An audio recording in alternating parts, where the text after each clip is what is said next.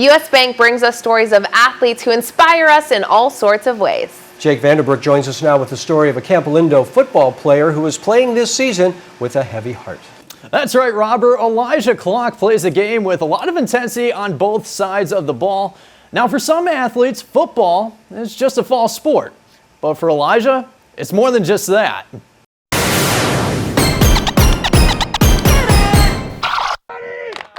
If there's one Campolindo football player who leads by example at the line of scrimmage, it's Elijah Klock. Everyone looked at him as the leader of the offensive line last year. Even though we had a lot of seniors, he was the sort of the voice and the force of the offensive line. Last season, Klock and the Cougars closed out the short 2020 season with a perfect 6-0 record.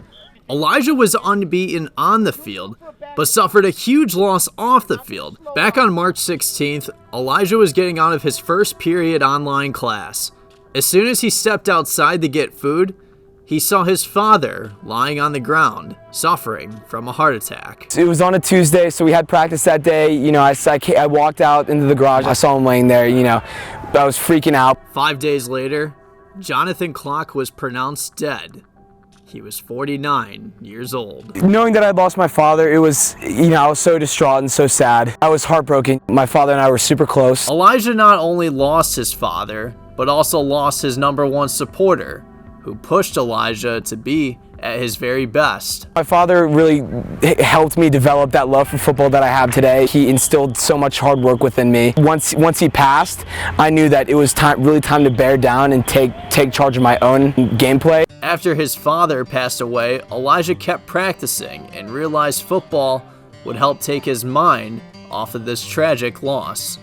I knew that if I kept going to practice, kept interacting with my team, kept close to my teammates, I knew that I would be perfectly fine. And after all that time, it really healed me. He was dealing with some frustration, and he wanted to completely immerse himself in football. And I think he was probably going harder than he really should have. But I think it was just a reaction of him, just wanting some place where he can get his mind away from, what happened. There should be no downtime anywhere. This season, the senior plays a bigger role for this year's squad. Head coach Kevin Macy is looking for this strong, quick, intelligent athlete to be a mentor for the young guys, a role his father served for Elijah growing up.